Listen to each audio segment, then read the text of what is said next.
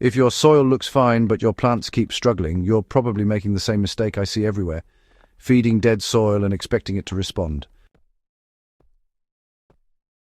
And here's the truth most people don't want to hear. You can't fix dead soil with fertilizer. You just can't. When soil biology collapses, nutrients stop cycling, roots weaken, and yields drop, no matter what you add. That's why people keep pouring in more inputs and getting less back every season. And before we go deeper, there's a small but important habit that makes this entire method actually work long term. If you're not collecting and managing your organic waste properly, you're cutting off your own supply of microbial life. So what that rice water is actually doing to your soil is, well, pretty remarkable. Now, when you apply this fermented rice water to your soil, you're introducing a rapidly multiplying population of microbes that feed on organic matter already present in your soil. Even in what you might call dead soil, there's always some organic residue left behind.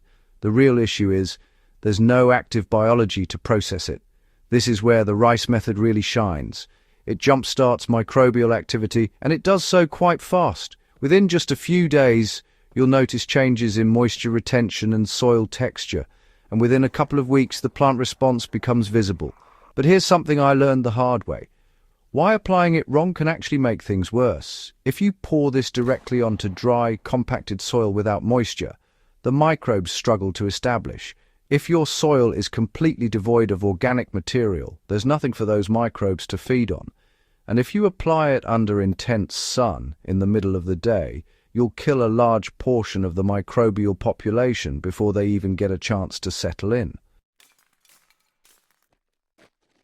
This is exactly why timing matters. I always apply it in the evening, and always onto slightly moist soil. Not soaked, just damp enough to support life. For raised beds, I use about 1 liter per square meter. For containers, about 1 cup per medium pot is enough. And honestly, consistency matters more than quantity. What happens after a week will tell you everything you need to know. Most people expect instant results, and that's where they go wrong. You're not feeding plants directly, you're rebuilding a system. After about a week, soil starts holding water better. It becomes less crusty, more workable. After 2 weeks, plant growth becomes more consistent. Leaves look healthier, not just greener, but structurally stronger. And here's something most people don't expect. This method actually reduces your need for fertilizer over time. Not right away, of course, but gradually, because once the microbes are active, they start unlocking nutrients already present in your soil. That means instead of adding more and more inputs, you're actually making better use of what's already there. I've seen beds that used to require constant feeding stabilized to the point where additional fertilizer became minimal. And that's when you realize the real power of this approach. Why do most gardeners never try this, and why does it stay hidden? It's simple, too simple really. There's no product to sell, no complex system to market, just rice and water. But once you understand soil biology, this makes perfect sense. Microbes don't need expensive inputs, they just need energy sources and the right conditions. And rice water provides exactly that. But there's one more step that takes this from good to extremely effective. How to make this method even stronger without adding any real cost. After your rice water has fermented slightly, you can extend it by adding a small amount of milk, about 1 part milk to 10 parts rice water. Let that sit for another day or two. What happens here is fascinating. The solution separates, and beneficial microbes multiply even further, especially lactic acid bacteria. This creates a more stable microbial solution that not only boosts soil life, but can also suppress harmful pathogens. I've used this in both soil and hydroponic adapted systems, with measurable improvements in plant resilience. But again, if your base inputs are poor, this won't work as well. That's why your composting habits still matter. Everything comes back to how you handle organic material. If your scraps are rotting improperly, if they're contaminated, or if they're constantly drying out, you're losing microbial potential before it even reaches your soil. That's why I always emphasize having a clean, controlled compost setup, even a small one indoors. It's not about volume, it's about quality. Because every time you apply something like rice water, you're reinforcing a system, not just adding a one-time fix. This is where gardening shifts from guesswork to control.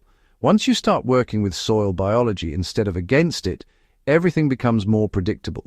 You water less frequently because soil holds moisture better. You see fewer deficiencies because nutrients are cycling naturally. You deal with fewer diseases because beneficial microbes outcompete harmful ones. That's not just theory. That's what actually happens when soil comes back to life. And if you're still relying only on fertilizers, you're missing the foundation that makes all of that possible. If you're getting value from this, subscribe now because, well, this is the level we operate on here. Real methods that actually change outcomes, not just surface tips. The real takeaway most people miss. Rice isn't the magic. Microbial activation is. Rice is just the trigger. Once you understand that, you can start applying the same principle in different ways, using different organic materials, different systems, and adapting it to your specific growing setup. That's when you stop following instructions and start understanding processes. And that's what separates average gardeners from consistent growers. At the end of the day, plants don't fail randomly. Soil systems fail first, and plants just reflect that. Fix the biology, and everything else starts falling into place. Try this method properly, give it time, and watch how your soil responds. Then build from there. And if you know someone still struggling with dead soil and endless fertilizer cycles, share this with them. Subscribe for more grounded, experience-based gardening knowledge that actually works.